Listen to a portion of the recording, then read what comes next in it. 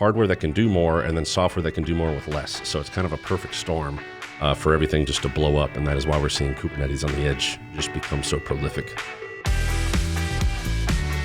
Over the last, I'd say 7 or 8 years, Kubernetes has gotten fast. When you talk about speed in Kubernetes at the edge, what are you actually talking about in practical terms? Being able to stand Kubernetes up, stand up a mission platform itself is a lot faster than it used to be. It's a lot easier to automate, so there's less manual gates to get that going. And then to top it off, because of the increased power of the hardware, the increased efficiency of the software, we're able to run, more capable and more complex mission applications out there at the edge without needing connectivity to the cloud. When you say that you've been doing this for a long time, like what makes you personally so passionate about it? The thing is, I've been coding for like a very long time, and I was one of those kids that got beat up for being in computer camp as a 9-year-old by high school students. It's all right. I went to asthma camp, so I'm with you. Man. I was a super nerd too. Yeah, that's awesome, dude. It's a really easy question. I think what we're talking about is what's at the very edge. Hey everyone, this is David Kosloski and you're watching the Edge Tech Podcast. Today we're going to be talking about the importance of speed in Kubernetes at the edge. And right now I'm sitting next to Brian Durden, who is the VP Solutions of Engineering and Strategic Initiatives. That is a title, a massive one. It is a massive one. It's almost a tongue twister as well. Yeah, that's fair. So speed, importance of speed in Kubernetes at the edge. So when people hear about Kubernetes at the edge, what do they typically underestimate? Well, it's going to be a common theme talking about all this stuff at the edge, but one of the things I bring up in the workshops and webinars and such is focusing on sustainable solutions. So when you build something sustainable, obviously that means it's going to last a long time. But what that means with our government customer is that going to fit into the training and onboarding processes that the government has in place for their people to be able to operate these systems and mission platforms for a long period of time.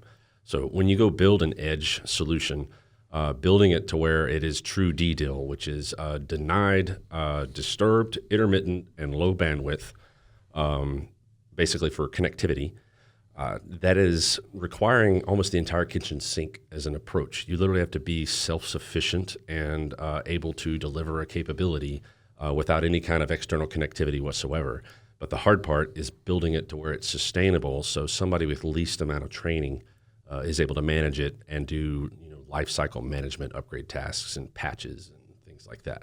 Yeah. So one of the things that I'm hearing is, I probably should have prefaced this question around Kubernetes at the edge in terms of government. Like, what do they underestimate in government? Because you kind of say like there's a playbook and there's a system that most people use, but when it comes to government, there's these like real hardcore parameters that we have to be structured into. Oh yeah, absolutely. One of the things the commercial market doesn't necessarily have to suffer from is when they go out to the edge, they can usually connect to it and have no problems doing remote administration. And with the first generation of cloud to edge products that we've seen over the last 5 years, we see them try to bring it into the government space and fail, unfortunately. Ends up costing a lot of money and whatnot. So that is one of the things that becomes a problem. You have to be able to manage the system on site. And be done by somebody that has very little training. You can't go throw a $200,000 a year full stack engineer and take them out into the battlefield to fix a device. They're just going to toss the device in a ditch and blow it up. So it has to be fixable, in situ, if that makes sense. Yeah. What changed, I guess, in the last few years then that makes slow Kubernetes unacceptable, the deployment of them? Well, over the last, I'd say 7 or 8 years, Kubernetes has gotten fast. So from like a speed perspective, we're able to deploy Kubernetes at scale more quickly, but also for developers and DevOps folks that want to reproduce problems or try to do local development. Now they don't need a data center or maybe even a cloud account to go test these things. They can run them locally. So there's products like Kind, which is Kubernetes and Docker.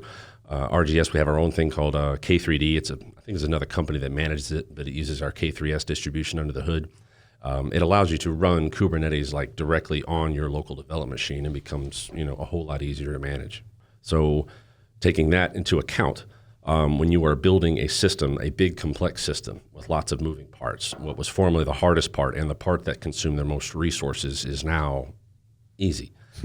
So with Kubernetes and a lot of the newer, more modern distributions that are out there, they're using less resources to deliver the same capability and functioning against the same APIs, which is the Kubernetes API. So that allows them to run on smaller and smaller hardware. Hardware has also made leaps and bounds in progress as far as compute power and lowering power consumption, like with all the SNUC hardware that's come out recently. So that allows you to have hardware that can do more and then software that can do more with less. So it's kind of a perfect storm for everything just to blow up. And that is why we're seeing Kubernetes on the edge just become so prolific. Yeah. When you talk about speed in Kubernetes at the edge, what are you actually talking about in practical terms? So that's a fun thing. There's actually three aspects of speed that really pop into my head when I think about this, because I'm thinking about this, again, from a sustainment aspect. There is the build speed, there is the deploy speed, and there's the actual just outright performance speed of your application or applications that run. So for the build speed, we kind of hinted on that early. I can replicate an environment locally on a small piece of hardware and do localized development without requiring extra cloud accounts or a big data center to support it in most cases. There's the deploy speed. Being able to stand Kubernetes up, stand up a mission platform itself is a lot faster than it used to be. It's a lot easier to automate, so there's less manual gates to get that going. And then to top it off, because of the increased power of the hardware, the increased efficiency of the software, we're able to run, more capable and more complex mission applications out there at the edge without needing connectivity to the cloud. And what have you been primarily focused on? I've been focused pretty much wholesale on edge and edge automation for hyperconverged infrastructures, which is kind of a new place that feeds into what we were just talking about. So because we're able to do more with less, now we don't have to run bare metal operating systems on these edge devices. Now we can run hyperconverged infrastructure or hybrid hyperconverged infrastructure on these devices, the same software that we might run in the data center, like with our Harvester product. And because of that, now products that we develop or mission applications that get deployed and automated and whatnot in the data center, we can now just kind of lift and shift, and I hate to use that term these days, but run that on the edge without any kind of compromise other than just having less compute power. So that reduces engineering costs. It makes managing the platform sustainably much easier because the lessons you learn in the data center now also apply to the edge, and on and on and on. But last night when we were talking, you had mentioned something around that it felt like in the conversation that you were primarily focused on speed to deploy. Mm-hmm. Is that fair? Yes. And when we talk about it, you broke it up in these three different categories, but is there one category that you're very specific into, or you do all three of them? I tend to do the first two. Okay. So the mission application, and this is one of my things, is I try to stick with what I'm good at and what the scope of my role is. So if I step into building mission applications, I think that's going outside of where my expertise is. I've been a developer for a very long time, but that is really stepping into a very specific area. With infrastructure, I tend to stay in the build and deploy realm to where I'm figuring out ways to build a platform quickly and bring everything in together that you need to be able to manage it, as well as deploying it out to these devices. And this kind of fits into our Project Harvitron stuff we've been working on the back end, is basically shifting all the things in the deploy stage that would be very difficult for somebody with very little training, and shifting it all the way to the left into the build stage. So when we actually deploy these things to the edge, it becomes very easy to do, to where, not to borrow from Geico, but even a caveman can do it. So. And when you say that you collaborate everything to build, like, what are the complexities, I guess, of that? So that has basically been my life for the last 3 or 4 years, coming from Pivotal and VMware and now with RGS. But it goes back to one of the first questions where you say, what do people underestimate? And like the sheer volume of stuff that you have to bring into the edge to make it to where it can function on its own is just incredible. The big one is all the container images that everything's using, because Kubernetes is a container orchestrator, so it functions on the notion of running containers to accomplish whatever task it's trying to accomplish. But when you run in a hyperconverged environment where you might be running virtual machines or legacy virtual machines, maybe old ones that have been inherited, you have to bring those images in as well. You have to bring in all manner of configuration. And then that process of bringing it all together and shipping it out and deploying it, you have to make that repeatable and deterministic and always work every time.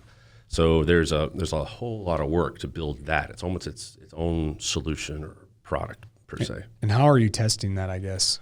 We are testing it en masse at RGS. We have a test rig in our data center that we're co-locating. But with that, we can also run on our home labs as well. So one of the things with the solution architects and a lot of the engineers at RGS is we are all geeks and Kubernetes nerds at heart. If you're not a Kubernetes nerd and you're working RGS, it's probably the wrong place to work. But everyone's got home labs. Everyone's got these repeatable edge kits that we've all been building. We all put our own personal spin on it. When you say that you've been doing this for a long time, like what makes you personally so passionate about it? It seems like a very interesting thing to like care about, right? That's why, yeah. Well, the thing is, I've been coding for like a very long time. I'm in my 40s now, and I was one of those kids that got beat up for being in computer camp as a 9-year-old by high school students. That's all right. I went to asthma camp, so I'm with you. Man. I was a super nerd too. Yeah. That's awesome, dude. Were you in band? No. Oh, okay. Choir, opposite. Oh man, that's even worse. And I can't even sing, so it's a whole thing. Yeah. Okay. Well, I can't play saxophone anymore, so. But no, I've always been passionate about the things that I'm interested in because I'm just really nerding out about it. But when I got picked up by Pivotal, which no longer exists, one of the things that really got me into is turning the actual infrastructure and the platform that you're building into a product itself. So instead of the customer being somebody that comes into an app store to pay for an app and then download it, it's now a customer, like an internal customer that has different needs and wants of what an external customer might. So with them, you are building a platform to be sustainable to where when that customer needs to use it, it's very easy to use. It's always there. It's always up, and it's always reliable. And then also building a platform engineering team to where you are sustaining this platform for a period of time. That's just become a big passion of mine, and finding ways to automate it and make the barrier of entry to learning how to sustain an existing platform very easy. And taking that into the government space to where the problem sets are just significantly harder because of all the security requirements and DDoS and things like that. Yeah, so you basically taken on, like, it sounds like Kubernetes regardless is going to have roadblocks. And this is what you're describing is like, I want to figure out the best process to make this work. But then you just decided to just turn it up a notch and say, yeah, I'm going to also deal with all these other roadblocks that the government's going to give me because yes, this is, yeah. So you spend like a majority of your time just handling issues? Well, not really. I like to listen to customers and go on site and work with them because when I was at Pivotal, I was a lead anchor. And so I was coaching these engineers on how to build platforms that were sustainable. But over time, I learned to take those lessons into like a pre-sales role to where I'm advising our customers now on how to follow that kind of success and build similar things, but with newer technology. Now you're using Kubernetes, you're not using Cloud Foundry. So yeah, I mean, it's kind of turned into a passion, but no, I'm not always chasing issues because I try to have what I call a fuzzy gray line to where once I step over the line, I'm now getting into a specific deployment for a specific customer. I like to stay back from the gray line to where I'm building something generic that can work in a lot of different places and then advise the customer on how they can use that capability and then tie it to where they are in space and make it work for them. Sure. When you talk about the ability to deploy Kubernetes at the edge really fast, I guess how are you thinking about improvement? Because it sounds like, without getting in, I want to eventually get to the, what does it look like and how does this process work? But it sounds like you've already fixed it, but I'm assuming there's got to be progress going forward. And I guess what does that look like without talking about the end stage we're at right now? Well, yes, we have fixed it, but there's always ways to improve. And Sure. there's getting feedback from customers into a feedback loop and finding ways to make it better, make it easier, make it more secure. So one of the things a lot of folks don't realize is software is inherently insecure over time. Security holes are found, vulnerabilities are found. I had one customer one time that thought because their software was DDoS and was not connected to the internet in any way, that it was somehow, the vulnerabilities didn't apply because they didn't get into the software. But they don't realize that these vulnerabilities already exist. This is what CVEs are for, to basically publish and expose these vulnerabilities so that they can be patched and fixed. CVEs. Honestly, I can't remember what the acronym There's going to be is. so many acronyms anytime I talk to you guys, Yeah. and I'm like lost. Well, usually with the CVEs, you have a scale of 1 to 10, where 1's like, who cares? It's not that big of a deal. And then they scale up. And the government customer generally doesn't start caring about the CVEs until you start getting into the 6, 7s. And then the 8, 9s, and 10s are like really bad. Like Log4j was like a 9.4, 9.5. And that was a really bad vulnerability. But the CVE scale, usually when you fix something, it's like, hey, you need to update a library, or you need to have the configuration set in such a way to where it's not exposed. The problem is with containers, because containers are immutable. When I deliver an application, it might be using a certain Go library version. It might be using DNS under the hood for something. There might be several different libraries that are bound to this application. And because the container, you don't go into an existing container and then modify it and then you fixed it. That's not how containers work. They're effectively immutable once they're published. You have to build a new copy of the container with the patches and updates, and then that is pushed out to the customer. That process is one of the reasons why we encourage constant upgrades and constant updates. When the government customer comes to us and says, hey, we don't plan to do updates more than once every 6 months, it like sets off a panic because we're worried about it from a security perspective. At Pivotal, when we were in the commercial market, it was like, hey, you want to do weekly patches. It's like as soon as they come out, you do it. And so you're patching individual software as you go, which is fine. With edge platforms, that's not easy because edge platforms usually comprise of a bunch of different applications that are all working in concert. So you can't go upgrade individual ones. You have to push an update for the platform as a monolithic whole. And then that process and building that to issue updates to customer, and then also for them to be able to consume it and then upgrade it, that is hard. That is a very difficult thing. That's really where we're trying to go with. What makes it easier? Well, our project Harvitron is how we're trying to address this problem. And it's a way of turning what I call a mission platform. So a Kubernetes-based platform that can run a non-prescriptive set of applications either at the edge or the data center. But the mission platform itself, turn it into an appliance. I want it so reliable and so easy to use that I don't want to use the caveman thing again. But the intention is to where you don't worry about it anymore. So when the customer goes and builds a solution, the government customer, they have to take into account where the software is going to run and what it's going to run on, and the hardware, the software, everything has to go into account. Sure. The problem is a lot of these different organizations that end up building it, these big legacy system integrators, they come in and they want to build the whole thing soup to nuts, like reinvent the wheel all the way up. And they struggle to build the platform because the platform is always the hardest part, like always, like by far, because that is the thing that has so many moving parts that have to be configured in just such a way to work. So with that, we want to make it to where that platform is now an appliance, meaning that instead of reinventing the wheel and redoing it, they take our standard, which is what Project Harvitron is trying to accomplish, and they deploy the mission platform that's ready, and then they can run their software on top of it. But we distinguish ourselves from a lot of the competitors trying to do a kind of a similar idea where we're trying to be as non-prescriptive as possible about what you can run. Because at Rancher and Rancher Government, like the big thing is about open standards, partnerships, collaborating, and building better together systems. We don't want to own the whole stack. We don't want to have perpetual consultants out there on site all the time. We want the best of the best to work with us to build a better system that's more reliable. So if we can establish a platform that allows you to go tweak it and tune it how you like, we feel that that's going to solve a lot of problems. And then the money that is spent on the actual solution can now be dedicated to the engineering effort of the applications, which, to be honest, that's the important part. So if they don't have that, then the mission fails. What does a fast deployment actually look like? Satisfying. Well, no, back into the appliance stuff as we discuss it. So once you know that your appliance is reliable and you can build it deterministically, which means you start with the same inputs and you get the same output every time. When you make patches and changes and upgrades to it, or you're dropping in new applications on top, following the procedure that you have, you update your config, you kick out your build, you deploy the system, and it just works. It's just very satisfying. The speed of it kind of depends on how big the system is, but when you look at what you just did, because the platform has now been standardized, you just deployed a major upgrade with a major enhancement in the matter of minutes as opposed to months, which is a really big deal. Yeah, what your use case examples that you've told me historically, I guess, like walk me through what a user experience looks like in this scenario. So yeah, with the platform, remember the user is going to be the provider of the solution to the government. So if we use them as the user, say they are on a cadence to where there's been a CVE release to where there's a major vulnerability in one of the software libraries that they use, and they need to kick out an update real quick.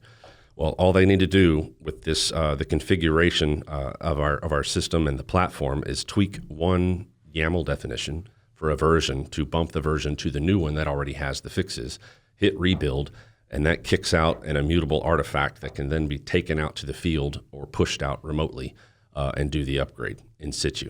So, And the alternative to that, if it's not built correctly or not done, there's really two ways to do it. One is you send full stack engineers out into the field to do the upgrade for you, which is a whole travel cost and taking a lot of time to happen and very expensive because $300 an hour is $300 an hour. Or you have them ship the device back to HQ to where it is then patched manually in a lab and then sent back out. And just remind me again here. So when you talk about this ability to patch remotely, like, are you building that system or is it the hardware piece? Like, what is enabling that to happen? Well, our platform itself is hardware agnostic, so it can run on a lot of different hardware, consumer hardware, enterprise hardware. We can run on a variety of processor architectures like we talked about last night. But the intention is to be so non-prescriptive that you can fit it on anything. So I've run our platform on like a 10-year-old laptop before. It's not the most performant, and you're not going to run virtual machines on it very well, but it did work, which is pretty impressive. So the intent is the delivery mechanism is a file. It's an ISO file for those that are aware of what those are. They're effectively immutable. You can check some of them to verify their authenticity and whatnot. That becomes the delivery mechanism to deliver the upgrades. So you can flash it to a USB key drive if those are allowed. If not, you can Pixie boot remotely if you like, or you can copy it over virtual media like what you would see with Dell's iDRAC and OpenBMC's virtual media. So there's a lot of options on how to deliver that. But the point is that ISO now has the entire platform defined in it, and you don't necessarily need a workstation in order to deploy it. So the intention is if you can send these USB key drives out to, say, a soldier in the field, they can plug the key drive into the server, reboot the server, and it installs or upgrades the platform like entirely. In fact, that is the second stage in the process of a platform that is not working. So the first one is unplug it and plug it back in again. The second stage is flash and upgrade, or flash and a complete reflash, and that is involved in plugging the USB drive in and rebooting the system. It automatically installs after that. So that whole process becomes very easy to train somebody that's out there in the field. They don't need to be a Kubernetes expert or anything like that. They just need to know how to find the power button. So, Right. It sounds like you've had a very interesting experience and you're doing very interesting things. What would you say was probably the most passionate project that you've been able to work on when it comes to this? Well, when I'm at RGS, one of the cool things about being there is they give me a lot of autonomy to kind of go, find my own destiny and figure out what I think the customer is going to want over the next, few years. So one of the things we started was building our custom edge kits, which I mentioned earlier. So a lot of the solution architects that are there, they all build their own personal edge kits. And it's a good way to get into 3D printing and packaging and power and how to manage the hardware aspect, where it's not purely a software construct, because software is fun, but after a while you want to work with your hands, you know what I mean? So it's a little bit more cathartic. So working with y'all actually, or Simply SNUC is what it was called back then, but now it's SNUC, but the packaging of a lot of the products that you have kind of fit into doing more with less and like spatial constraints. And I'm always looking for reasons to 3D print something. So I had already printed my Death Star kit, which is just a bunch of Minisforum NUCs that are kind of mounted vertically inside of a Pelican 1535. But I've been jonesing for something smaller that consume less power, and then y'all arrived. So I've got the EE2000s, 3 of them in my backpack kit.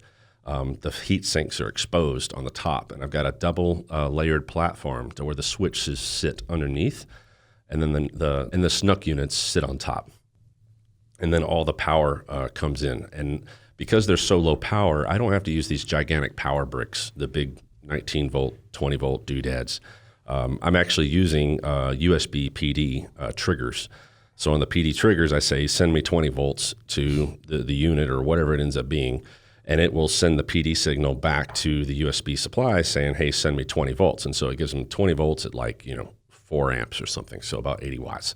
And with that, it's enough to power every single unit. But instead of having 3 bricks that are like this size, I've now got one USB power thing that's this size, and it uses less power to put out the energy because there's no transformers or anything in it like that. It's purely digital. And it also generates less heat, which is another big thing. So, yeah, I gotta this is definitely not. I'll probably get yelled at for this to not be put on the pod. But I gotta ask, exactly why SNUC? There's got to be so many hardware. I know there's hardware companies out there. Obviously. There's a ton of them. Yeah, and we're aware of them. Yeah. But why us versus somebody else? I would have to say it's packaging and focusing on using open standards. Like, let's look at one of the things that's missing from a lot of your competitors, and that is going to be your board management controller software. So when you are managing many edge devices all at once, having physical access to them is almost never going to happen. You're not going to plug in a physical display and then a mouse and a keyboard or whatever to go in and administer the system. But when you are bootstrapping something and you have no access, there's no internet connectivity, there's no network connectivity, nothing's running, it's bare, there's no operating system at all. You need to have a way of actually connecting to it and doing things like remote power operations, like turning the power on and off. OpenBMC, or board management controller software, is one of those open standards that is out there that a lot of, I don't know why, competitors want to go make their own version of it or something like that. But SNUC adopted it and has it in every board, or at least every one that I've worked with, which made these units that already have amazing I/O with twin 10 gig, twin 2.5 gig, BMC built in, and embedded AMD, and not an Intel consumer card, thankfully. Not to bash Intel, but stop this power and efficiency nonsense. Into one brick that is actually very small. It's a 1x2. I don't remember the exact dimensions, but it is not big at all. I can fit 3 of those in my backpack kit. I could probably fit more than that, to be honest.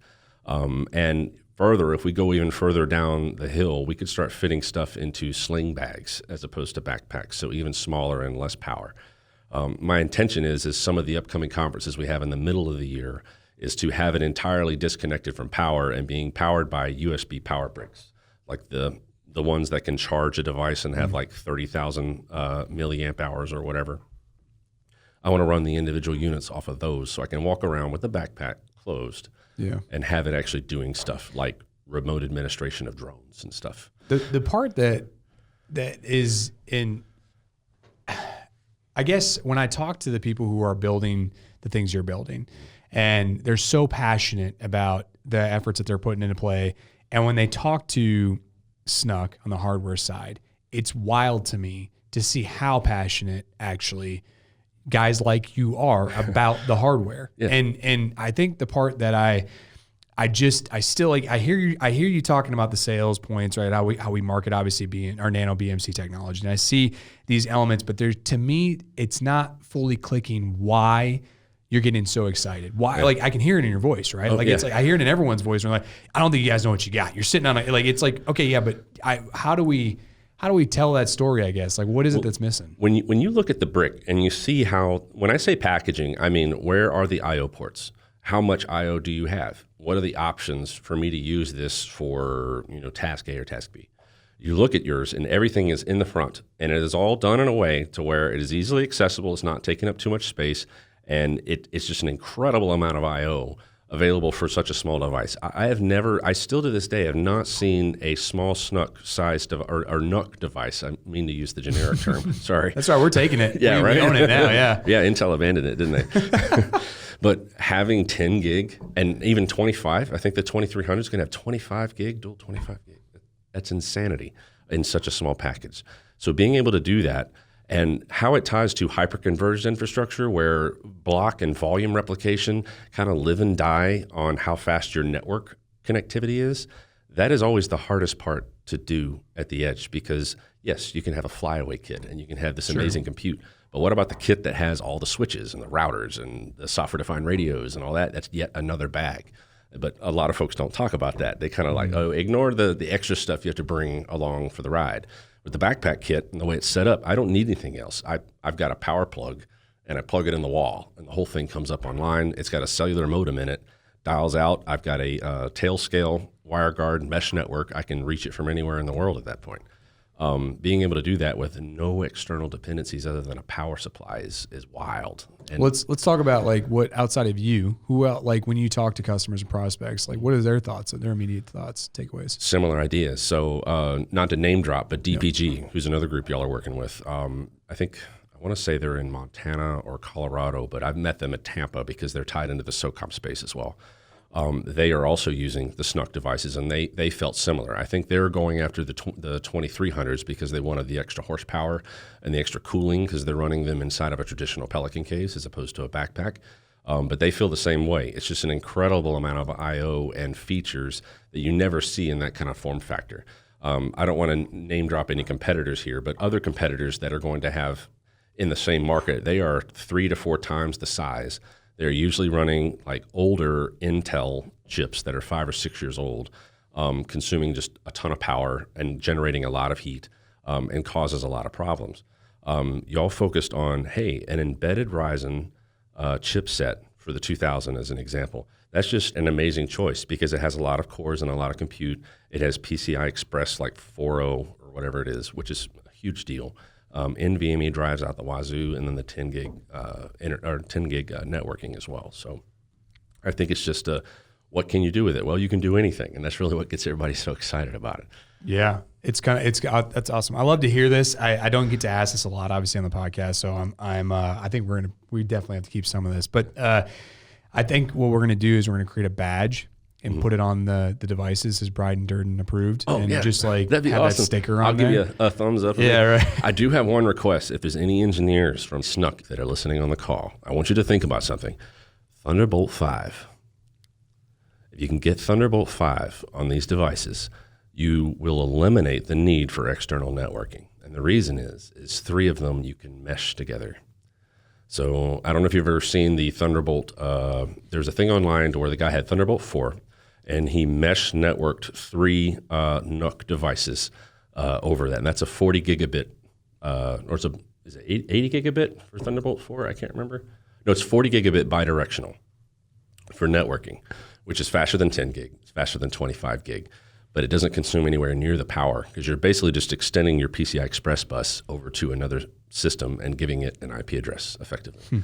So instead of having an external switch that manages all the stuff and consumes all the power, you're literally plugging one Thunderbolt cable into one device and plugging it into the next one and then plugging it into the next one, and you just daisy chain them. And with that, it reduces the power consumption considerably, and you get like a 40 gig, and now with Thunderbolt 5, you get 80 gig bidirectional. That is absurdity.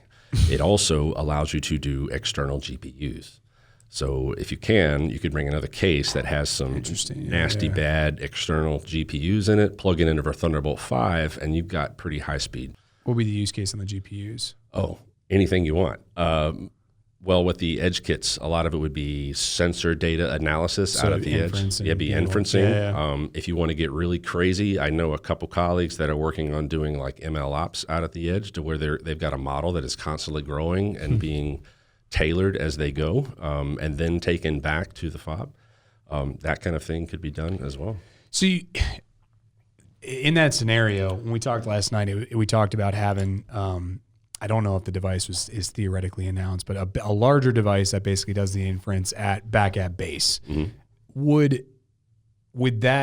would be the benefit in that situation if you have the inference being done back at base where the sensors are being collected out in the field and then they're sending it? I know that we're not talking about a cloud and massive distance, but we had talked about the reach where if I'm going to use product terms, but the E1000's, 1,500 meters out, another one's 500 meters before that, and then so on, that they can daisy chain to communicate. And that reduces latency. It solves a lot of issues. Why the GPU system? Out at the edge? Yeah, I mean, just in that, and I guess maybe that an example it wouldn't be needed, but in my thinking is that that system in itself sounded so great. What would improve it even more by having the GPUs there? Well, the thing is you are pulling in a lot of data all at once when you're out of the edge, especially with some of these cyber hunt kits. And so it's able to chunk it out much faster. Yes. Okay, that makes sense. It goes through literal petabytes of data, and that is such a huge volume. There's no way you can exfiltrate that. So being able to whittle it down further and further into things that are interesting or something that need to be looked at later, then you can run that through a dozen different inferencing models and figure out, glean all the details out of it later. So it's just the pattern of starting with big data and getting it back to the fob without requiring, hard drives the size of a truck. Yeah. All right. Riddle me this one more too, because you're working in the space so much. Like, how do you see inference being utilized in the military at the edge in real time? Like, give me wild examples that you think will happen in the future. The wild examples, it's not even the future. It's happening right now. So with Rancher, our software, this is a cluster manager and kind of a dashboard of managing a platform and all the applications that run upon it. Rancher now has a built-in chatbot, which a lot of other products have this too. Sure. But this is able to do analysis like AI-based analysis of all of your deployments, all your applications. When you run into an issue, it can look at them live in the console and either issue a fix or give you the prescription for the fix. Being able to do that in a DDoS environment where you're not reaching back to the internet to look at, ChatGPT or whatever. Yeah. Now you can do that locally, and it's built into the product. That is something where we want to go. And with Harvitron and some of the other bits about building the platform and updating it when you're in the field, we want to have something that is able to coach you along the lines to make it even easier to decide what you want within your build. This enables that kind of workload. So I think it's going to be a, what's the phrasing? Machine assist, where the warfighter and the AI are working together in collaboration. I'm always one to be very wary about handing the reins over completely to like an agentic process. Yeah, right. It can get really dangerous. Not that it's going to go kill everybody, but you never know what's going to happen, and you're not going to have the people in the field to fix it if something does.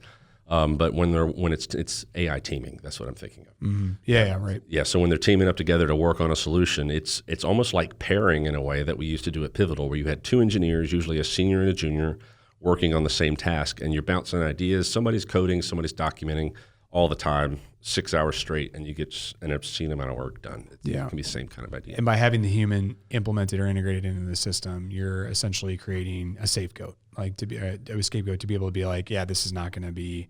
We're not going to run into issues because they can logically think and say the AI is wrong. I'm not going to do that. Yeah, or I don't have the capability of doing that, or I don't have the permission, or something like that. Yeah, right. Yeah. That's fair. Because I feel like today too, there's so many concerns around AI, but even in the marketing world and what we do on a day-to-day basis, it's AI doesn't cure incompetence. So it's like you still have to be a human and be knowledgeable to know that it's giving you the right information. So yeah, that is my big thing about it. You need to have a contextual awareness of the thing that you are using AI to solve. So it is a tool. It's not the tool. So I can see a lot of use cases where your 2300 unit, where it actually is AI enabled. And you're talking about running the models on the 2300, or you're saying utilizing a GPU in addition? I'm talking about running the models on the 2300. Crazy. Because it's not going to be some big LLM. It's going to be something small. It's going to be smaller. So I don't see why not, Yeah. And if it's like, hey, we need more, then you add more. That's kind of the fun part about things that don't take up much space. The horizontal scaling of bare metal devices is not all that difficult.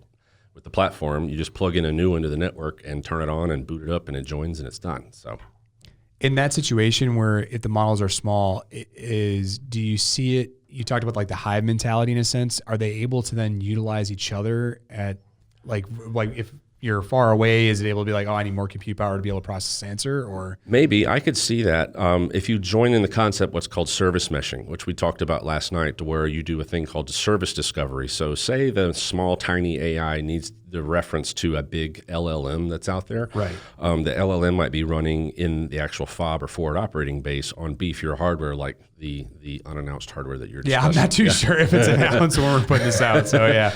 But you would run it there. But with the service mesh, the cluster out at the edge can auto-discover that, hey, I have connectivity back to home base now. Maybe it goes away and comes back. But when it comes up, it can then reach out and push the data or get instruction or feed it and get back a response. That's so cool. That concept to me is so great, being able to have because increasing compute out in the field, I feel like is easy when it's that small. Mm-hmm. And if they can all work together and operate together, that just like now all of a sudden you've got a supercomputer on the field. Yeah, it's exactly what it is. The only limitation is like your total compute speed of the individual cores and whatnot. And those are getting faster and faster. Right. Like I was saying, the horizontal scaling where you're adding more and more, it fits into a pattern, what I usually call a pinwheel pattern, to where the center of the pinwheel is the fob, and then the spokes are all individual edge devices. So they can connect back to the fob, but then also discover each other through the same system. So maybe there's a model running that needs data from another area of the battlefield, and the fob isn't going to have that. It's going to be the edge device that's actually out there. With the service discovery over the mesh and then the AI sharing that you're talking about, it would be able to reach out there and get that sensor data, or at least the number crunched version of it, and then send it to the fob to make it available to download. That's a total There's so many possibility. use cases. Oh, Yeah. Like I'm hearing you talk about it. And from even the sensor perspective, like if I'm going somewhere that there's already a sensor and there's information happening, but there's a fight happening, there's, the ability to get that information without having to somebody think like, I also have to communicate this while I'm currently in a situation that I can't communicate. Yeah. I mean, that's really, really cool. Brian, I could talk about this for hours. Same. We're definitely way off from where we started, which is okay. It sounds like you guys are doing some really cool stuff over at RGS. Really excited. Hopefully we can do another one of these and actually get down the rabbit hole of like what we're talking about. I'd love to hear more about where AI fits into this world and the kind of the future that you see based off your knowledge. And it's great. So thank you so much for spending time on the show. Sure. Thank you for having me. I appreciate it very much. Yeah, man. Got to do it again soon. Yeah. And thank you all for listening in to the Edge Tech Podcast powered by SNUC. I'm David Kosloski. See you soon.